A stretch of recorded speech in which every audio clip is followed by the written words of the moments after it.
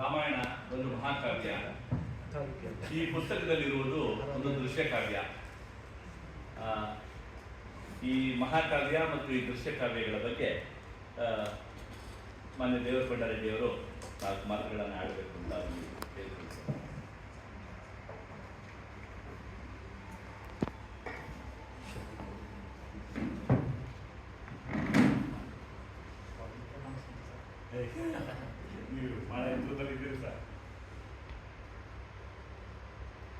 ಕೃತಿಯ ಲೇಖಕರಾಗಿರ್ತಕ್ಕಂಥ ಶ್ರೀ ಸತ್ಯನಾರಾಯಣ ಅವರೇ, ಕೂಡ್ಲೆಕೆರೆಯವರೇ ಹಾಗೂ ವಿದ್ವಾಂಸರೇ ಮತ್ತು ಆಸಕ್ತರೇ, ಹಂಪಿಯಲ್ಲಿ ರಾಮಾಯಣ ಅಜಾರಾಮ ದೇವಸ್ಥಾನದಲ್ಲಿ ನಾ ಕಂಡಂತೆ ಇರ್ತಕ್ಕಂಥದ್ದು ಈ ಕೃತಿಯ ಟೈಟ್ಲ್. ಇದನ್ನು ಚಿತ್ರಗಳಲ್ಲಿ ಅಲ್ಲಿ ಸಿಗ್ತಕ್ಕಂಥ ಚಿತ್ರ ಏನಿದೆ, ಆ ಶಿಲ್ಪಗಳಿರ್ತಕ್ಕಂಥ ಒಂದು ಶಿಲ್ಪಗಳಿದೆ, ಉಪ್ಪು ಶಿಲ್ಪಗಳಿದೆ, ಆ ಉಪ್ಪು ಶಿಲ್ಪಗಳು ಇಟ್ಕೊಂಡು ಈ ಒಂದು ಅದನ್ನು ಒಂದು ಕಥಾನಕದ ರೀತಿಯಲ್ಲಿ ಜೋಡಿಸ್ಕೊಂಡು ಈ ಒಂದು ಕೃತಿಯನ್ನು ರಚಿಸಿದ್ದಾರೆ. ಇಂಥ ಒಂದು ಶಿಲ್ಪಗಳು ಬೇರೆ ಬೇರೆ ಕಡೆನೂ ಸಿಗ್ತಾ ಇದೆ. ಇದಕ್ಕಿಂತ ಮುಖ್ಯವಾಗಿ ನಾನು ಸ್ವಲ್ಪ ಪೂರಕವಾಗಿ ಕೆಲವು ವಿಷಯಗಳನ್ನು ಹೇಳೋದಕ್ಕೆ ಪ್ರಯತ್ನ ಪಡ್ತೀನಿ. ರಾಮಾಯಣಕ್ಕೆ ಮತ್ತು ಮಹಾಭಾರತ, ರಾಮ ಏಕೆ ಮುಖ್ಯನಾದ, ಕೃಷ್ಣ ಏಕೆ ಮುಖ್ಯನಾದ ಅರ್ಥಕಂಡಕ್ಕೆ ಅಂತಕ್ಕಂಥದ್ದು ಬಹಳ ಮುಖ್ಯ. ಇದೆ ನಾನು ಬೇರೆ ಬೇರೆ ಕಡೆಗಳಲ್ಲಿ ಸಂಕ್ಷಿಪ್ತವಾಗಿ ಎಲ್ಲ ಹೇಳಿದ್ದೀನಿ. ನಮ್ಮಲ್ಲಿ ರಾಮನಿಗೆ ಮುಳುಬಾಗಿರ್ತಕ್ಕಂಥ ದೇವಸ್ಥಾನಗಳು ಸಿಗ್ತಕ್ಕಂಥದ್ದೇ 15ನೇ ಶತಮಾನ ಈಚೆಗೆ. ಅದಕ್ಕಿಂತ ಹಿಂದೆ ರಾಮನಿಗೆ ಮುಳುಬಾಗಿರ್ತಕ್ಕಂಥ ದೇವಸ್ಥಾನಗಳು ದಕ್ಷಿಣ ಭಾರತದಲ್ಲಿ ಸಿಗ್ತಕ್ಕಂಥದ್ದು ತೀರಾ ತೀರಾ ತೀರಾ ಕಡಿಮೆ. ಅದಕ್ಕೆ ಕಾರಣ ಇಷ್ಟೇ, ನಮ್ಮಲ್ಲೂ ಕೂಡ ಚುಂಚನಕಟ್ಟೆಗೆ ಹೋದರೆ, ಇಲ್ಲಿ KRS ಇದು KR ನಗರ ತಾಲೂಕು ಚುಂಚನಕಟ್ಟೆಗೆ ಹೋದರೆ ಅಲ್ಲಿ ಶ್ರೀರಾಮ ದೇವಸ್ಥಾನ ಇದೆ, ಮತ್ತು ಕೋದಂಡರಾಮ ದೇವಸ್ಥಾನಗಳು ಬೇಕಾದಷ್ಟು ಸಿಗ್ತಾ ಇದೆ. ಎಲ್ಲ ಪ್ರತಿ ಊರುಗಳಲ್ಲೂ ಸಿಗುತ್ತೆ ನಿಮಗೆ. ಪಟ್ಟಾಭಿರಾಮ ದೇವಸ್ಥಾನಗಳು ಸಿಗ್ತಾ ಇದೆ ನಿಮಗೆ. ಸೇಲಂ ಹತ್ರ ಅಯೋಧ್ಯ ಪಟ್ಟಣಂ ಅಂತಿದೆ, ಅಲ್ಲಿ ಪಟ್ಟಾಭಿರಾಮನ ವಿಗ್ರಹ ಚಿತ್ರ ಇದೆ, ಅಲ್ಲೊಂದಿದೆ. ಮತ್ತು ಹಂಪಿಯಲ್ಲೇ ಒಂದು ಪಟ್ಟಾಭಿರಾಮ ದೇವಸ್ಥಾನ ಇದೆ. ಸೊ ಹೀಗೆ ಬೇರೆ ಬೇರೆ ಹೆಸರುಗಳಲ್ಲಿ ನಮಗೆ ದೇವಸ್ಥಾನಗಳು ಸಿಗ್ತಾ ಇವೆ. ಯಾವ ಸಿಗ್ತಕ್ಕಂಥ ಎಲ್ಲ ದೇವಸ್ಥಾನಗಳು ಕೂಡ 15-16ನೇ ಶತಮಾನ ಈಚಿನವಾಗಿರ್ತಕ್ಕಂಥದ್ದು ಭಾಳ ಮುಖ್ಯ ಇದೆ. ಹಾಗಾದರೆ ಅದಕ್ಕಿಂತ ಮೊದಲು ಹೇಗಿತ್ತು, ಯಾಕೆ ಸಿಗ್ತಾ ಇಲ್ಲ ನಮಗೆ ಇರ್ತಕ್ಕಂಥದ್ದು ಕೂಡ ಒಂದು ಪ್ರಶ್ನೆ ಹಾಕೊಳ್ಬೇಕು. ಯಾಕೆಂದರೆ ಇವತ್ತು ರಾಮನನ್ನು ನಾವು ಜಪಿಸ್ತೀವಿ, ರಾಮಾಯಣವನ್ನು ಓದ್ತೀವಿ, ಮಹಾಭಾರತವನ್ನು ಓದ್ತೀವಿ, ಭಾಗವತವನ್ನು ನಾವು ಪಾರಾಯಣ ಮಾಡ್ತೀವಿ. ಆದರೆ ನಮಗೆ ಬಹಳ ಪ್ರಮುಖವಾದಂಥ ಈ ಒಂದು ಆ ಕಥಾನಾಯಕರು ಏನಿದ್ದಾರೆ, ಭಾಗವತದ ಕಥಾನಾಯಕ ಕೃಷ್ಣ ಇರ್ಬೋದು, ಹಾಗೆ ರಾಮಾಯಣದ ಕಥಾನಾಯಕರು ರಾಮ ಇರ್ಬೋದು, ಇವರ ಒಂದು ದೇವಾಲಯಗಳು ಯಾಕೆ 14ನೇ ಶತಮಾನದ ಈಚೆಗೆ ನಮ್ಗೆ ಸಿಗ್ತಾ ಇವೆ, ಅದಕ್ಕಿಂತ ಮೊದಲು ಯಾಕೆ ಸಿಗೋದಿಲ್ಲ ಅಂತಕ್ಕಂಥ ಒಂದು ಪ್ರಶ್ನೆ ಇಲ್ಲಿ ಎಲ್ಲರಿಗೂ ಕಾಡ್ತಕ್ಕಂಥ. ಇಲ್ಲಿ ಭಾಳ ಮುಖ್ಯವಾಗಿ ನಾವು ಒಂದನ್ನು ಗಮನಿಸಬೇಕು. ಇಡೀ ಭರತಖಂಡದ ಇತಿಹಾಸವನ್ನು ನಾವು ಗಮನಿಸಿದ ಸನ್ನಿವೇಶದಲ್ಲಿ, ಅದು ಪುರಾಣ ಇರ್ಬೋದು, ಅದು ಇತಿಹಾಸವನ್ನಾಗಿ ತಿಳ್ಕೊಂಡಾಗಲೂ ಕೂಡ 2 ಪ್ರಮುಖವಾದಂಥ ವಂಶಗಳು ಭರತಖಂಡವನ್ನು ಆಳ್ವಿಕೆ ನಡೆಸಿದೆ. ಒಂದು ಚಂದ್ರವಂಶ, ಇನ್ನೊಂದು ಸೂರ್ಯವಂಶ. ಎರಡಕ್ಕೂ ಮೂಲ ಬ್ರಹ್ಮನಿಂದಲೇ ಆರಂಭವಾಗಿರ್ತಕ್ಕಂಥ, ಅವನಿಂದಲೇ ಕೌಲು ಹೊಡೆದಿರ್ತಕ್ಕಂಥ ವಂಶಗಳು ಇವೆರಡೂ ಕೂಡ. ಒಂದು ಚಂದ್ರವಂಶ, ಇನ್ನೊಂದು ಸೂರ್ಯವಂಶ ಅಂತ. ಚಂದ್ರವಂಶಕ್ಕೆ ರಾಜಧಾನಿ ಮಥುರಾ. ಇಕ್ಷ್ವಾಕ್ ಅಥವಾ ಸೂರ್ಯವಂಶಕ್ಕೆ ರಾಜಧಾನಿ ಅಯೋಧ್ಯೆ. ಈ 2 ಪ್ರಾಚೀನವಾದಂಥ ಒಂದು ರಾಜಕೀಯ ರಾಜಧಾನಿಗಳು. ಕಾಶಿಯನ್ನು ರಾಜಧಾನಿ ಏನದು, ಕಾಶಿ ಮುಕ್ತಿ ಕ್ಷೇತ್ರಗಳು. ಕಾಶಿ ಎಂದೆಂದಿಗೂ ಅದು ಮುಕ್ತಿ ಕ್ಷೇತ್ರಗಳು, ಅದು ರಾಜಧಾನಿ ಆಗಿರಲಿಲ್ಲ. ಹೀಗಾಗಿ ಭರತಖಂಡದಲ್ಲಿ ಇದ್ದಂಥ, ಹಿಂದಿನಿಂದಲೂ ಇದ್ದಂಥ 2 ರಾಜಧಾನಿಗಳು, ಪ್ರಮುಖವಾದಂಥ ರಾಜಧಾನಿಗಳು ನಮಗೆ, ಒಂದು ಮಥುರಾ ಪಶ್ಚಿಮ ಭಾರತಕ್ಕೆ ಬರ್ತಕ್ಕಂಥದ್ದು, ಪೂರ್ವ ಭಾರತದಲ್ಲಿ ಬರ್ತಕ್ಕಂಥದ್ದು ಅಥವಾ ಮಧ್ಯ ಭಾರತದಲ್ಲಿ ಬರ್ತಕ್ಕಂಥದ್ದು ಅಯೋಧ್ಯೆ. ಈ 2 ರಾಜಧಾನಿಗಳನ್ನು ಕೇಂದ್ರವಾಗಿ ಇಟ್ಕೊಂಡು ಆಳ್ವಿಕೆ ನಡೆಸಿದಂಥ 2 ವಂಶಗಳು, ಒಂದು ಮಥುರಾವನ್ನು ಕೇಂದ್ರವಾಗಿರಿಸಿಕೊಂಡಂಥ ಆಳ್ವಿಕೆ ನಡೆಸಿದಂಥ ಒಂದು ಚಂದ್ರವಂಶದ ರಾಜರು, ಅಯೋಧ್ಯೆಯನ್ನು ಕೇಂದ್ರವಾಗಿರಿಸಿಕೊಂಡು ಆಳ್ವಿಕೆ ನಡೆಸಿದಂಥವರು ಈ ಸೂರ್ಯವಂಶಗಳು. ಈ ಸೂರ್ಯವಂಶದಲ್ಲಿ ಬರ್ತಕ್ಕಂಥದ್ದು ಈ ನಮ್ಮ ಅನೇಕ ರಾಜರು ಆಳ್ವಿಕೆ ನಡೆಸಿದ ಮೇಲೆ, ಆರಂಭದ ರಾಜ ಅಲ್ಲ ರಾಮ, ಅನೇಕ ರಾಜರು ಆಳ್ವಿಕೆ ನಡೆಸಿದ ಮೇಲೆ ಮುಂದೆ ರಾಮನ ಅವತಾರ ಆ ಒಂದು ಇಕ್ಷ್ವಾಕು ವಂಶದಲ್ಲಿ ಆಗುತ್ತೆ. ಇಕ್ಷ್ವಾಕು ಅಂದರೆ ಸೂರ್ಯನೇ, ಇಕ್ಷ್ವಾಕು ಅಂದರೆ ಅರ್ಥ ಸೂರ್ಯ ಅಂತಲೇ ಅರ್ಥ. ಈ ಸೂರ್ಯ ವಂಶದಲ್ಲಿ ಅವನ ಒಂದು ಆಗಮನ ಆಗುತ್ತೆ. ನಮ್ಮ ಇಡೀ ಭರತಖಂಡದ ರಾಜರು ಬಹುತೇಕ ರಾಜರು ಚಂದ್ರವಂಶದವರು. ಇದು ಬಹಳ ಆಶ್ಚರ್ಯ.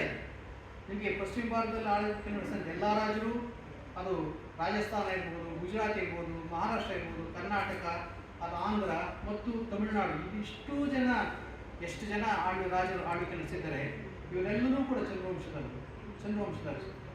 ಹಾಗಾದರೆ ಇಕ್ಷ್ವಾಕು ವಂಶದವರು ಬಹಳ ಕಡಿಮೆ ರಾಜ್ಯಭಾರ ಮಾಡಿದ್ರು ನಮ್ಮ ಭರತಖಂಡವನ್ನು ಆಳ್ವಿಕೆ ನಡೆಸಿದ್ರು. ಅದರಲ್ಲೂ ಮುಖ್ಯವಾಗಿ ಈ ಪಶ್ಚಿಮ ಭಾರತದ ಕಡೆಗೆ ಅಥವಾ ದಕ್ಷಿಣ ಭಾರತದಲ್ಲಿ ಇಕ್ಷ್ವಾಕು ವಂಶದ ಅರಸರು ಆಳ್ವಿಕೆ ನಡೆಸಿದ್ದು ಬಹಳ ಕಡಿಮೆ. ಹೀಗಾಗಿ ಅಯೋಧ್ಯೆಯ ರಾಮ ಅಯೋಧ್ಯೆಗಷ್ಟೇ ಸೀಮಿತನಾದ, ಒಂದು ಪೂರ್ವ ಭಾರತಕ್ಕಷ್ಟೇ ಸೀಮಿತವಾದಂಥ ಒಂದು ರಾಜಕೀಯ ಬೆಳವಣಿಗೆ.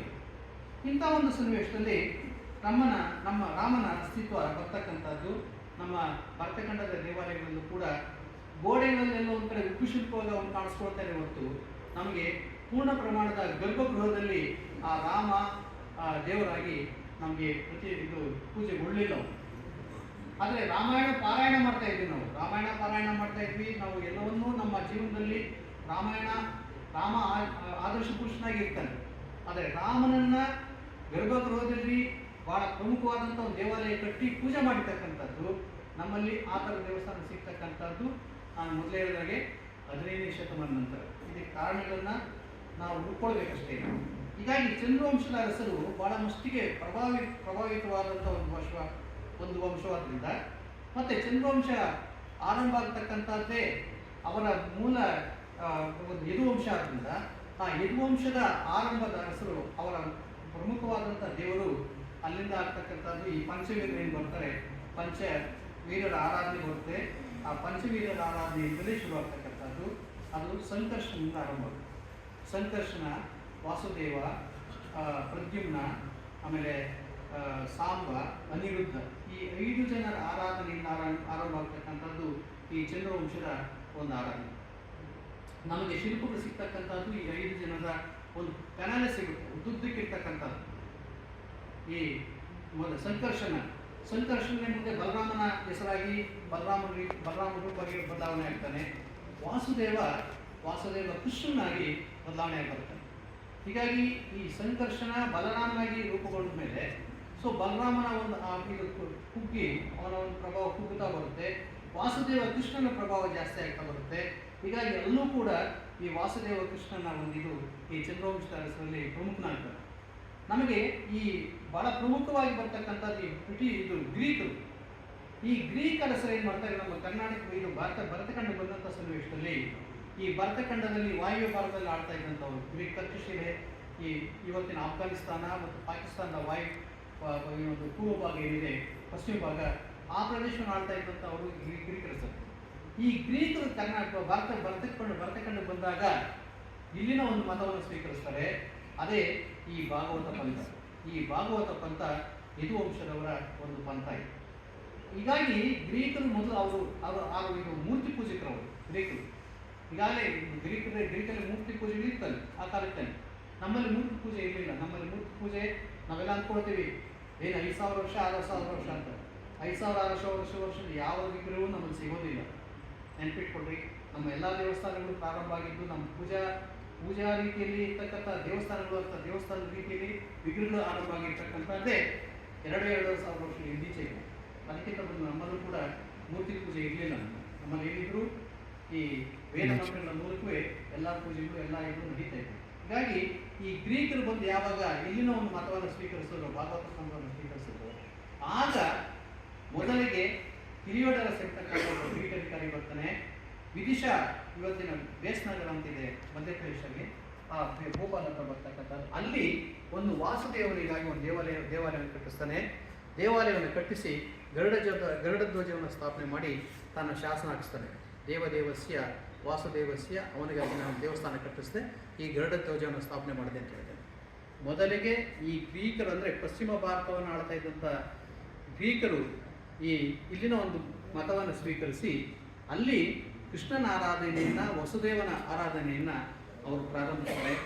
ಆ ಒಂದು ಮೂಲವೇ ಹೆಚ್ಚು ಕಡಿಮೆ ನಮ್ಮ ಇಡೀ ಪಶ್ಚಿಮ ಭಾರತ ಮತ್ತು ದಕ್ಷಿಣ ಭಾರತದ ಅರಸರೆಲ್ಲರೂ ಕೂಡ ಎಲ್ಲರೂ ಹೇಳ್ಕೊಳ್ತಕ್ಕಂಥ ನಾವು ಯದುವಂಶದವರು, ರಾಷ್ಟ್ರಕೂಟರು ಯದುವಂಶದವರು, ಹೊಯ್ಸಳರು ಯದುವಂಶದವರು, ಯಾದವರು ಮೊದಲೇ ಹೇಳಿದ ವಂಶದವರು, ವಿಜಯನಗರದ ಅರಸರು ಯದು ವಂಶದವರೇ, ವಿಜಯನಗರದ ಅರಸರು ಚೋಳರು ಯದು ವಂಶದವರು. ಸೊ ಹಾಗಾದ್ರೆ ಇಕ್ಷ್ವಾಕು ವಂಶದವರು ಯಾರು ಇಲ್ಲಿ? ಹೀಗಾಗಿ ಇಕ್ಷ್ವಾಕು ವಂಶದ ಅರಸರು, ನಮಗೆ ಇಕ್ಷ್ವಾಕು ವಂಶದ ಒಂದು ಪ್ರಭಾವ ಈ ನಮ್ಮ ದಕ್ಷಿಣ ಭಾರತದಲ್ಲಿ ಬಂದಿದ್ದು ಬಹಳ ಕಡಿಮೆ. ಮೊತರಾದಲ್ಲಿ ನೀವು ಒಂದು ಘಟನೆ ನೆನಪು ಮಾಡ್ಕೊಳ್ಳಿ.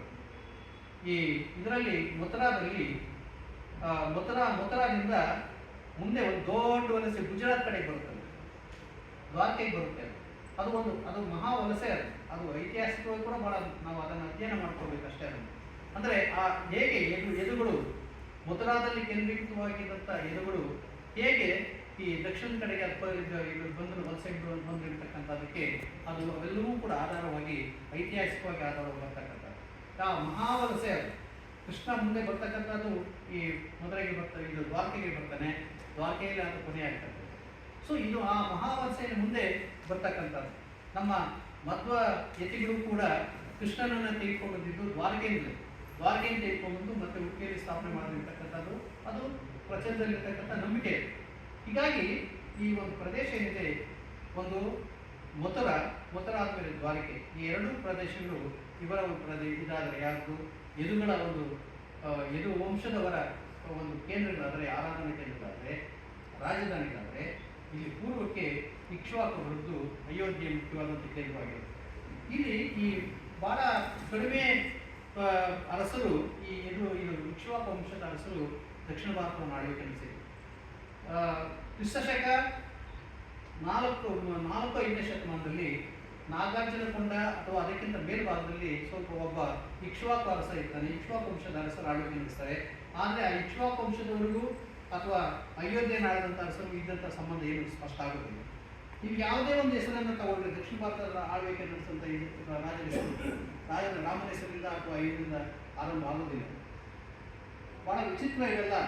ನಾವು ಇತಿಹಾಸವನ್ನು ಬೇರೆ ರೀತಿಯಲ್ಲಿ ನಾವು ಗಮನಿಸ್ಬೋದು. ಹೀಗೆ ಬಂದಂಥ ಒಂದು ಸನ್ನಿವೇಶ ಈ ಮುಂದೆ ನಮ್ಮ ಈ ವಿಜಯನಗರದ ಅರಸರು ಬಂದಂಥ ಸನ್ನಿವೇಶದಲ್ಲಿ ನಿಮಗೆ ಇನ್ನೊಂದು ಬಹಳ ಪ್ರಮುಖವಾಗಿ ಅಂದರೆ, ನಮಗೆ ಕೆಲವು ರಾಮನ ಹೆಸರು ಇರತಕ್ಕಂಥ ಲಿಂಗಗಳು ಸಿಗುತ್ತೆ. ರಾಮಲಿಂಗೇಶ್ವರ, ರಾಮೇಶ್ವರ, ಈ ಥರದ ಹೆಸರುಗಳು ಬರುತ್ತೆ. ರಾಮನ ಹೆಸರಲ್ಲಿರ್ತಕ್ಕಂಥ ಶಿವಲಿಂಗಗಳು ನಮಗೆ ಸಿಗುತ್ತೆ. ಈ ಶಿವಲಿಂಗಗಳ ಹಿನ್ನೆಲೆಯಲ್ಲಿ ನಾವು ನೋಡಿದಾಗ ರಾಮನನ್ನು ನಾವು ಗುರುತಿಸ್ಕೊಳ್ಬೇಕಾಗುತ್ತೆ. ಆದರೆ ಗರ್ಭಗೃಹದಲ್ಲಿ ರಾಮನ ವಿಗ್ರಹ ಇಟ್ಟು ಪೂಜೆ ಮಾಡ್ತಕ್ಕಂಥ ಒಂದು ಪದ್ಧತಿ ನಮಗೆ ಆರಂಭ ಆಗ್ತಕ್ಕಂಥದ್ದು ಮೊದಲೇ ಹೇಳಿದಾಗೆ ವಿಜಯನಗರ ಕಾಲದಲ್ಲಿ ಅಷ್ಟೇ. ಅದನ್ನು ನಾವು ನೋಡಬೇಕು. ರಾಷ್ಟ್ರಕೂಟರ ಕಾಲದಲ್ಲೂ ಇಲ್ಲ. ರಾಷ್ಟ್ರಕೂಟರ ಕಾಲದಲ್ಲಿ ಗೋಡೆಗಳಲ್ಲಿ ಬರುತ್ತೆ ಉಬ್ಬು ಶಿಲ್ಪವಾಗಿ.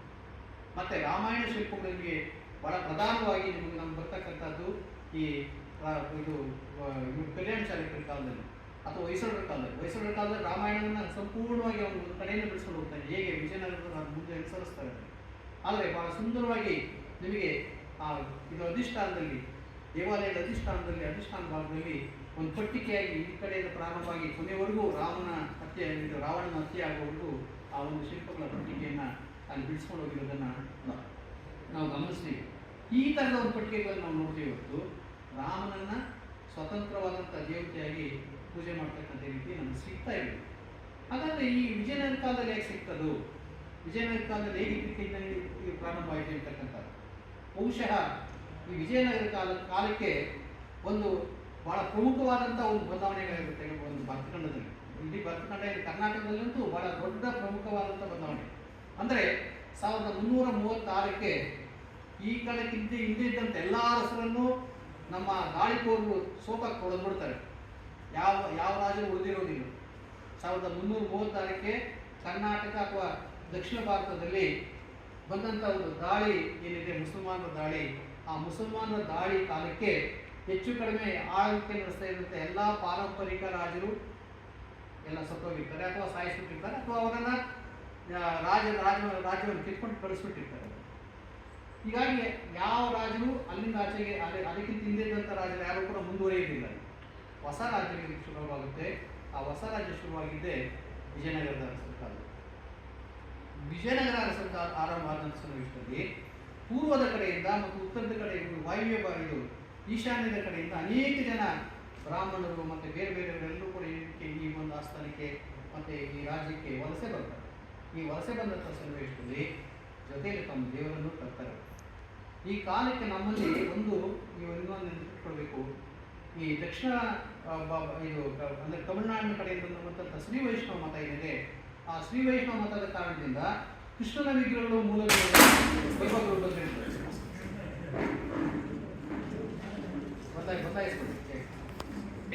ಶ್ರೀ ವೈಷ್ಣವ ಮತವನ್ನ ಅದಕ್ಕೆ ಪೋಷಕರಾಗಿ ನಮ್ಮ ವಯಸ್ಸೊಳಗೆ ಇಟ್ಕೊಳ್ತಾರೆ. ಈ ಕಾರಣದಿಂದ ಏನಾಗುತ್ತೆ, ಕೇಶವನ ದೇವಸ್ಥಾನಗಳು ಆರಂಭ ಆಗುತ್ತೆ. ಇಲ್ಲಿ ಹೊಸ ಕೇಶವನ ದೇವಸ್ಥಾನಗಳು ಆರಂಭ ಆಗುತ್ತೆ, ಜನಾರ್ದನ ದೇವಸ್ಥಾನಗಳು ಆರಂಭ ಆಗುತ್ತೆ. ಮತ್ತೆ ಅವುಗಳಲ್ಲೇ ಈ ಕೃಷ್ಣನ ಆರಾಧನೆ ಕೂಡ ಆರಂಭ ಆಗುತ್ತೆ, ಕೃಷ್ಣನ ಮೂರ್ತಿಗಳು ಶುರುವಾಗುತ್ತೆ. ಆದರೆ ರಾಮನ ಮೂರ್ತಿಗಳು ಬರೋದಿಲ್ಲ. ಅವರು ಶ್ರೀ ವೈಷ್ಣವರಾದರೂ ಕೂಡ ರಾಮನನ್ನ ಮೂರ್ತಿಯನ್ನ ಅಂದರೆ ಪೂಜಾ ಮೂರ್ತಿಯಾಗಿ ತೆಗೆದುಕೊಂಡಿರಲಿಲ್ಲ. ಹೀಗಾಗಿ ಈ ಯಾವ ವಿಜಯನಗರ ಆರಂಭ ಆಗುತ್ತೋ ಆಗ ಈ ಪೂರ್ವದ ಕಡೆಯಿಂದ ಮತ್ತು ಉತ್ತರದ ಕಡೆಯಿಂದ, ಅಂದರೆ ಮುಖ್ಯವಾಗಿ ಈಶಾನ್ಯದ ಕಡೆಯಿಂದ ಬಂದಂಥ ಈ ಭಕ್ತರು ಮತ್ತು ಅಧಿಕಾರಿಗಳು ಮತ್ತು ಬೇರೆ ಬೇರೆ ಅರಸರು, ಬೇರೆ ಬೇರೆ ಈ ಜನ ರಾಮನನ್ನ ಅಲ್ಲಿಂದ ತೆಗೆದುಕೊಂಡು ಬರ್ತಾರೆ. ಒರಿಸ್ಸಾ ಇತ್ಯಾದಿ ಕಡೆಯಿಂದ ಅಲ್ಲಿಂದ ಆಚೆಗೆ ನಮ್ಗೆ ಕಾಣಿಸ್ಕೊಳ್ತಕ್ಕಂಥದ್ದು ಇವರು ಅಜಾರಾಮ ದೇವಸ್ಥಾನ ಏನಿದೆ, ಬಹುಶಃ ಹಂಪಿಯಲ್ಲಿ ಕಾಣಿಸ್ಕೊಂಡಂಥ ರಾಮನಿಗೆ ಮೀಸಲಾದಂಥ ಮೊದಲ ದೇವಸ್ಥಾನ. ಯಾಕೆಂದರೆ ಅಲ್ಲಿ ಅದಕ್ಕಿಂತ ಮೊದಲೇ ಅದು ಒಂದು ಇಮ್ಮಡಿ ದೇವರಾಯನ ಕಾಲದಲ್ಲಿ ಆರಂಭ ಆಯಿತು ಇರ್ತಕ್ಕಂಥದ್ದು ಒಂದು ಇದಿದೆ. ಅಣ್ಣಲ ದೇವಿಯವರು ಅದಕ್ಕೆ ಆ ಪೂಜೆಗಾಗಿ ಒಂದು ಬಂಗಾರ ತಟ್ಟೆಗಳನ್ನು ಕೊಟ್ಟಿರ್ತಕ್ಕಂಥ ಒಂದು ಉಲ್ಲೇಖ ಕೂಡ ಬರುತ್ತೆ. ಹೀಗಾಗಿ ಆ ಸಂಗಮನ ಕಾಲದ ಕೊನೆ ಕಾಲದಲ್ಲಿ ಈ ಒಂದು ಪಟ್ಟಾಭಿರಾಮಸ್ವಾಮಿ ದೇವಸ್ಥಾನ ಇದು ಪ್ರಾರಂಭ ಆಗುತ್ತೆ. ಇಲ್ಲಿಂದ ಆಚೆಗೆ ನಮ್ಮ ಹಂಪಿಯಲ್ಲೂ ಕೂಡ ದೇವಾಲಯಗಳು ಆರಂಭ ಆಗುತ್ತೆ, ರಾಮನಿಗೆ ಸಂಬಂಧಪಟ್ಟಂಥ ದೇವಸ್ಥಾನ. ಹೀಗಾಗಿ ಅಲ್ಲಿವರೆಗೂ ನಮಗೆ ರಾಮನ ದೇವಸ್ಥಾನಗಳನ್ನು ಸಿಗೋದಿಲ್ಲ ಸ್ವತಂತ್ರವಾಗಿ. ನಾವು ಎಷ್ಟೇ ಅವನು ನಮಗೆ ಪಾರಾಯಣ ಮಾಡ್ತಾ ಇದ್ರು ಎಲ್ಲೂ ಇರ್ತದೆ. ಹೀಗಾಗಿ ನಮಗೆ ಇವೆಲ್ಲವೂ ಕೂಡ ಬಹಳ ವಿಚಿತ್ರವಾಗಿ ಕಂಡರೂ ಕೂಡ ಅದನ್ನು ಸತ್ಯ ಇವೆಲ್ಲವೂ ಕೂಡ. ಹೀಗಾಗಿ ನಮಗೆ ಈ ರಾಮನ ಒಂದು ಪೂಜಾ ಮೂರ್ತಿಯಾಗಿ ನಾವು ಸ್ವೀಕರಿಸಿದ್ದು 15-14 ಶತಮಾನ ಈಚೆಗೆ ಇರ್ತಕ್ಕಂಥದ್ದು ಬಹಳ ಪ್ರಮುಖ ಇತ್ತು. ಕೃಷ್ಣನನ್ನು ಕೂಡ ಬೇಗನೆ ನಾವು ತಗೊಳ್ಳಿಲ್ಲ. ಹೊಯ್ಸಳರು ಶ್ರೀ ವೈಷ್ಣವ ಮತದ ಒಂದು ಪರಂಪರೆ ಬಂದ ಮೇಲೆ ಅಲ್ಲಿಂದ ಆಚೆಗೆ ಈ ಬಿಟ್ಟಿದೇವ ಇರ್ತಕ್ಕಂಥ ಅಥವಾ ವಿಷ್ಣುವರ್ಧನ ಎಂಬತಕ್ಕಂಥವನು ಆ ಪೂಜಾ ಮೂರ್ತಿಗಳ ಸೃಷ್ಟಿಯಲ್ಲಿ ಜಾಗದಲ್ಲಿ ಕೃಷ್ಣನನ್ನು ತಿಳಿಸ್ತಾನೆ. ಹಾಗೆ ರಾಮನನ್ನು 15-14 ಶತಮಾನದಲ್ಲಿ ನಾವು ಪೂಜಾ ಇದಕ್ಕೆ ತರ್ತೀವಿ. ಅಲ್ಲಿಂದ ಆಚೆಗೆ ಬೇಕಾದಷ್ಟು ಬರ್ತವೆ. ಅದಕ್ಕಿಂತ ಮುಖ್ಯವಾಗಿ ನಮಗೆ ಬಹಳ ಅವನು ಪಾಪ್ಯುಲರ್ ಆಗ್ತಕ್ಕಂಥದ್ದು ರಾಮನ ಒಂದು ಕೀರ್ತನೆಗಳಾಗಲಿ ಅಥವಾ ಇನ್ನೊಂದಾಗಲಿ ನಮಗೆ ಬಹಳಷ್ಟು ಮಟ್ಟಿಗೆ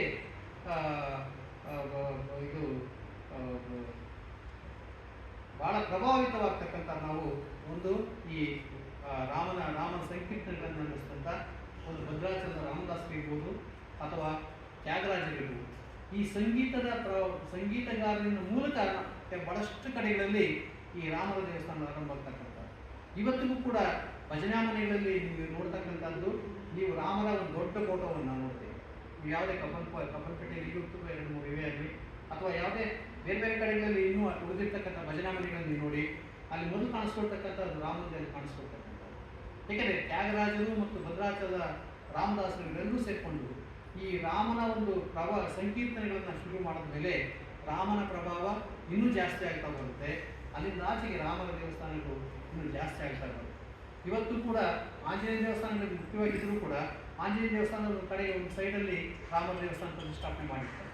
ಅಂದರೆ ಆಂಜನೇಯನೇ ಮುಖ್ಯ ಇದ್ದಿದ್ದು ಮೊದಲಿಗೆ, ಆದರೆ ಈಗ ಅದನ್ನು ರಾಮನ ದೇವಸ್ಥಾನವಾಗಿ ಬದಲಾವಣೆ ಮಾಡಿದ್ರು ನೋಡ್ತೀವಿ. ಅಂದರೆ ಇದು ಯಾಕೆ ನಾನು ಹೇಳ್ತಾ ಇದ್ದೀನಿ ಅಂದರೆ, ನಮ್ಮ ಒಂದು ಜೀವನದ ಒಂದು ಕ್ರಮ, ನಮ್ಮ ಭರತಖಂಡದ ಒಂದು ಧಾರ್ಮಿಕ ಜೀವನ ಏನಿದೆ ಅದನ್ನು ಎಷ್ಟೇ ಇದ್ರೂ ಕೂಡ ನಾವು ಎಲ್ಲೋ ಒಂದು ಕಡೆಗೆ ನಮ್ಮ ಒಂದು ಪ್ರೀತಿ ಪಾತ್ರವನ್ನು ನಾವು ನಮ್ಮ ಮನಸ್ಸಲ್ಲಿ ನೋಡ್ಕೊಳ್ತಕ್ಕಂಥದ್ದು ಬೇರೆ, ಮೂರ್ತ ರೂಪದಲ್ಲಿ ನೋಡ್ಕೊಳ್ತಕ್ಕಂಥ ರೀತಿಯಲ್ಲಿ ಬೇರೆ ಇರ್ತಕ್ಕಂಥ ರೀತಿಯಲ್ಲಿ ನಾವು ಅದನ್ನು ಬದಲಾಯಿಸ್ಕೊಂಡು ಬಂದ್ವಿ. ನಮ್ಮ ಭಟ್ರೇಗರು ದೇವ್ರು ಕೊಂಡಾರೆ, ದೇವರು ಶಾಸನವನ್ನು ಬಿಟ್ಟರೆ ತಪ್ಪೋಗೋದಿಲ್ಲ ಅಂತ. ಹೌದು, ನಾನು ಶಾಸನವನ್ನು ಬಿಟ್ಟರೆ ತಪ್ಪೋಗೋದಿಲ್ಲ, ಯಾಕಂದ್ರೆ ನಾವು ಕಣ್ಪಟ್ಟಿ ಕಟ್ಕೊಂಡ್ಬಿಟ್ಟಿದ್ವಿ. ಮತ್ತು ಇನ್ನೊಂದು ಭಾಳ ಪ್ರಮುಖವಾದಂಥ ಒಂದು ಅಂಶ ಅಂದರೆ, ರಾಮರ ಒಂದು ನಾಣ್ಯ ಸಿಗ್ತಕ್ಕಂಥ ನಮಗೆ ರಾಮನ ಶಿಲ್ಪ ಇರ್ತಕ್ಕಂಥ ಒಂದು ನಾಣ್ಯ ಸಿಗ್ತಕ್ಕಂಥ ನಮಗೆ ಕನಿಷ್ಕನ ತಮ್ಮ ಹುವಿಷ್ಕನ ಕಾಲದಲ್ಲಿ ಸಿಗ್ತದೆ. ಹುವಿಷ್ಕನ ನಾಣ್ಯ, ಕಾನಿಷ್ಕ ಇರ್ತಕ್ಕಂಥ ರಾಜ ಇರ್ತಾನೆ, ಆ ಕಾನಿಷ್ಕನ ತಮ್ಮ ಹುವಿಷ್ಕ ಇರ್ತಕ್ಕಂಥ ಒಂದು ನಾಣ್ಯ ಹೊರಡ್ತಾನೆ, ತಾಮ್ರದ ನಾಣ್ಯ. ಆ ತಾಮ್ರದ ನಾಣ್ಯದಲ್ಲಿ ಇವತ್ತು ರಾಮ ಇದ್ದಾನೆ, ಒಂದು ಬಿಲ್ಲು ಮತ್ತು ಬಾಣವನ್ನು ಇಟ್ಕೊಂಡಿರೋ ಹಾಗೆ ಅದೇ ಥರ ಒಂದು ಹುಬ್ಬು ಚಿತ್ರ ಇರ್ತಕ್ಕಂಥ ಒಂದು ನಾಣ್ಯವನ್ನು ಆತ ಹೊರಡಿಸ್ತಾನೆ. ಅಂದರೆ ಕ್ರಿಸ್ತಶಕ 1-2ನೇ ಶತಮಾನದಲ್ಲೇ ರಾಮನ ಹೆಸರಲ್ಲಿರ್ತಕ್ಕಂಥ ನಾಣ್ಯ ಅಥವಾ ರಾಮನ ಚಿತ್ರ ಇರ್ತಕ್ಕಂಥ ನಾಣ್ಯ ಬರುತ್ತೆ. ಹಾಗೆ ಗ್ರೀಕರು ಕೂಡ ಅನೇಕ ನಾಣ್ಯಗಳನ್ನು ನೋಡಿಸ್ತಾರೆ. ಆದರೆ ಗ್ರೀಕರ ನಾಣ್ಯಗಳಲ್ಲೆಲ್ಲೂ ಕೂಡ ರಾಮನ ಶಿಲ್ಪ ಬರೋದಿಲ್ಲ, ವಾಸುದೇವ ಸಂಕರ್ಷಣ ಅಥವಾ ವಾಸುದೇವರ ಶಿಲ್ಪ ಬರುತ್ತೆ. ಸೊ ಹೀಗೆ ಈ ಎರಡೂ ಬದಲಾವಣೆಗಳನ್ನು ನಾವು ಈ ಉದ್ದಕ್ಕೂ ನೋಡ್ಕೊಂಡು ಬರ್ತೀವಿ. ಹೀಗಾಗಿ ನಮ್ಮಲ್ಲಿ ಸಿಗೋದಿಲ್ಲ. ಇವತ್ತು ನಮಗೆ ಬೇಕಾದಷ್ಟು ರಾಮನ ದೇವಸ್ಥಾನಗಳಿವೆ. ನಾನು ಹೇಳಿದಾಗ ಮೊದಲೇ ಅವೆಲ್ಲವೂ ಕೂಡ ಬರ್ತಕ್ಕಂಥದ್ದು ಒಂದು ಸಂಗೀತಗಾರರ ಪ್ರಭಾವದಿಂದ, ಇನ್ನೊಂದು ಈ ನಮ್ಮಲ್ಲಿ ಈ ಒಂದು ಶ್ರೀ ವೈಷ್ಣವದ ಒಂದು ಪ್ರಭಾವದಿಂದ ಕೂಡ ಬಂದಿರೋದನ್ನು ನಾವು ಇಲ್ಲಿ ಗಮನಿಸ್ತೀವಿ. ಇಲ್ಲಿ ಇನ್ನೊಂದು ಭಾಳ ಪ್ರಮುಖವಾದಂಥ ಒಂದು ಅಂಶ ಅಂದರೆ ರಾಮ ಯಾವುದೇ ಕುಲದ ಅವನು ದೈವ ಅಲ್ಲ, ಯಾವುದೇ ಒಂದು ಮತದ ದೈವ ಅಲ್ಲ. ಆದರೆ ಕೃಷ್ಣ ಕೃಷ್ಣ ಕುಲದವರು ಬಲರಾಜರು. ರಾಮನ ಕುಲ ಅಂತ ಯಾರು ಹೇಳ್ಕೊಳ್ಳಿಲ್ಲ, ಕೃಷ್ಣ ಕುಲದವರು ಅಂತ ಹೇಳ್ಕೊಳ್ತಾರೆ. ಗಂಗನವರು ತಾವು ಕೃಷ್ಣ ಕುಲದವರು ಅಂತ ಹೇಳ್ಕೊಳ್ತಾರೆ. ಇನ್ನು ಕೆಲವು ವಂಶದವರು ನಾವು ವಿಷ್ಣು ಕುಲದವರು ಅಂತ ಹೇಳ್ಕೊಳ್ತಾರೆ. ಹೀಗಾಗಿ ಕೃಷ್ಣನ ಹೆಸರು ಹೇಳ್ಕೊಂಡು ಕೃಷ್ಣನ ಜಾತಿಯ ಸೂಚಕವಾಗಿ ಬಹಳಷ್ಟು ರಾಜವಂಶಗಳು ಬಳಸ್ಕೊಂಡು ಬಂದಿವೆ. ಆದರೆ ರಾಮನನ್ನ ನಾವು ರಾಮನ ಜಾತಿ ಅಂತ ಹೇಳ್ಕೊಳ್ತಕ್ಕಂಥ ರಾಜವಂಶಗಳು ಯಾವೂ ಕೂಡ ಈ ನಮ್ಮ ಭರತಖಂಡದಲ್ಲಿ ಇಲ್ಲ ಅಂತಕ್ಕಂಥದ್ದನ್ನು ಕೂಡ ನಾವು ನೆನೆಸ್ಕೊಳ್ಬೇಕು.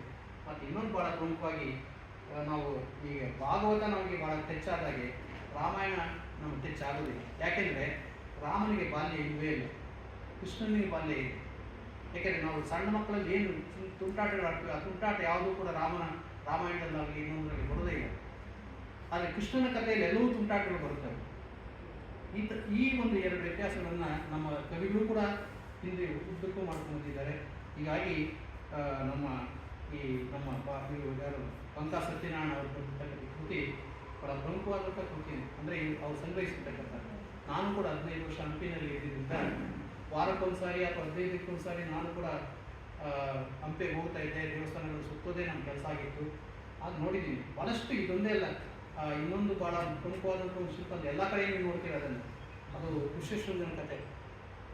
ಹಂಪಿನಲ್ಲೇ ಸಿಗೋದಿಲ್ಲ ಅದು, ಇಲ್ಲಿರ್ತಕ್ಕಂಥ ಚಿಕ್ಕ ಜಾಗದಲ್ಲೂ ಕೂಡ, ಇಲ್ಲಿರ್ತಕ್ಕ ಚಿಕ್ಕ ಜಾಗದ ಕೊಳದಲ್ಲೂ ನಿಮಗೆ ಸಿಗುತ್ತೆ, ಮತ್ತು ಬೇರೆ ಬೇರೆ ಕಡೆಗಳಲ್ಲೂ ಸಿಗುತ್ತೆ. ಋಷ್ಯಶೃಂಗನ ಹೆಸರಲ್ಲಿರ್ತಕ್ಕಂಥ ಒಂದು ದೇವಸ್ಥಾನವೇ ಶೃಂಗೇರಿ ಹತ್ರ ಇದೆ, ಕಿಗ್ಗಾದಲ್ಲಿ. ಹೀಗಾಗಿ ನಮಗೆ ಆ ಥರದ ಕಥೆಗಳು ಭಾಳಷ್ಟು ಕಡೆಗಳಲ್ಲಿ ಸಿಗುತ್ತೆ. ಇಂಥ ಕಥೆಗಳನ್ನು ಸಂಗ್ರಹಿಸ್ತಕ್ಕಂಥದ್ದು ಇದೆಯಲ್ಲ ಭಾಳ ಪ್ರಮುಖವಾದಂಥ ಒಂದಿದು. ಇದರಲ್ಲಿ ಕೊರತೆಯನ್ನು ನೀಡೋಕೆ ಹೋಗೋದಿಲ್ಲ, ಕೊರತೆ ಅಂದರೆ ಬೇಚಾರ ಮಾಡಬೇಕು. ಇದನ್ನು ಅವರು ಬರೆಯೋದಕ್ಕಿಂತ ಮೊದಲು ಒಬ್ಬ ಯಾರೋ ಕಲಾಕಾರರನ್ನು ಅವರು ಜೊತೆಗೆ ತೆಗೆದುಕೊಳ್ಬೇಕಾಗಿತ್ತು. ಕಲಾಕಾರರನ್ನು ತೆಗೆದುಕೊಂಡಿದ್ರೆ ಇನ್ನೂ ಸ್ವಲ್ಪ ಈ ಚಿತ್ರಗಳ ಜೋಡಣೆ ಇದೆಯಲ್ಲ ಇನ್ನೂ ಭಾಳ ಚೆನ್ನಾಗಿ ಬರೋದು. ಈಗೂ ಚೆನ್ನಾಗಿ ಬಂದಿಲ್ಲ ಅಂತಲ್ಲ, ಇನ್ನೂ ಚೆನ್ನಾಗಿ ಬರೋದು. ಆ ಕಲಾಕಾರರ ಒಂದು ಸಹಾಯವನ್ನು ಅವರು ಯಾರೋ ಒಬ್ಬ ಕಲಾಕಾರರ ಸಹಾಯ ತಗೊಂಡಿದ್ರೆ ಅವನ ತಲೆನೇ ಬೇರೆ ಇರುತ್ತೆ.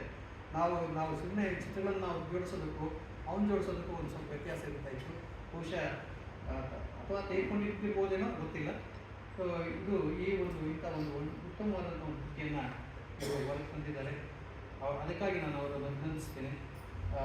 ನೀವು ಕೂಡ ಈ ಪುಸ್ತಕವನ್ನು ಕೊಂಡುಕೊಂಡು ಸ್ವಲ್ಪ ನೋಡಿ. ಈ ಥರದ ಕೃತಿಗಳು ಇತ್ತೀಚೆಗೆ ಜಾಸ್ತಿ ಬರೋದಕ್ಕೆ ಬರ್ತಾ ಇದೆ. ನಮ್ಮ ಕುಂಡ್ಲಿಕ ಇರ್ತಕ್ಕಂಥವರು ಗಜೇಂದ್ರ ಗಡ್ಡವರೊಬ್ಬರು ಬಾದಾಮಿ ಕವಿಗಳ ಬಗ್ಗೆ ಅವರಿರ್ತಕ್ಕಂಥ ಒಂದು ಶಿಲ್ಪಗಳನ್ನೇ ಕುರಿತು ಈ ಥರದ ಕೃತಿಗಳು ತಂದಿದ್ದಾರೆ. ಮತ್ತು ಇನ್ನೂ ಬೇರೆ ಬೇರೆಯವರೆಲ್ಲ ತರ್ತಾ ಇದ್ದಾರೆ. ಇನ್ನೊಬ್ಬರು ಇತ್ತೀಚೆಗೆ ಕೆಂಪಣ್ಣ ಅಂತ ಅವರೊಂದು ಕರ್ನಾಟಕದ ದೇವಾಲಯಗಳಿಗೆ ಒಂದು ಪುಸ್ತಕ ಇದೇ ಥರದ ಪುಸ್ತಕ ತರ್ತಾ ಇದ್ದಾರೆ. ಸೊ ಈ ಥರದ ಆಸಕ್ತಿ ಜಾಸ್ತಿ ಆಗ್ತಾ ಇದೆ. ಅಂದರೆ ನಮ್ಮ ಟೆಕ್ನಾಲಜಿ ಇವೆಲ್ಲ ಬದಲಾವಣೆ ಆಗ್ತಾ ಇರೋದ್ರಿಂದ ಅದನ್ನೆಲ್ಲ ಬಳಸ್ಕೊಂಡು ಇಂಥ ಒಂದು ಒಳ್ಳೊಳ್ಳೆ ಕೃತಿಗಳನ್ನು ಬರೆಯಲು ಪ್ರಯತ್ನ ಪಡ್ತಾ ಇದ್ದಾರೆ. ಇಂಥ ಒಂದು ಪ್ರಯತ್ನಗಳು ಸಾವಿರವಾಗಲಿ ಅಂತೇಳಿ ಆಶಿಸಿ ನನ್ನ ಮಾತನ್ನು ಮುಗಿಸ್ತೀನಿ. ನಮಸ್ಕಾರ.